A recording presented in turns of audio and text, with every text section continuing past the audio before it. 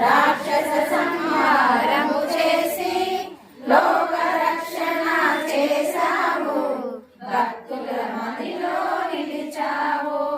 పరాభట్టారిక దేవతగా పరమ శాంత స్వరూపినిగా చిరునవ్వులను చిందిస్తూ చెరుకు గడలు ధరించితివి.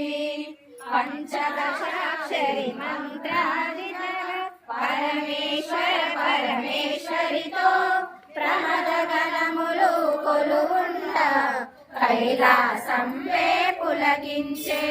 సురులు అసురులు అందరును శిరసును వంచి మృక్కంగా మాణిక్యాల కాంతులలో నీ పాదములు మెరిసినవి.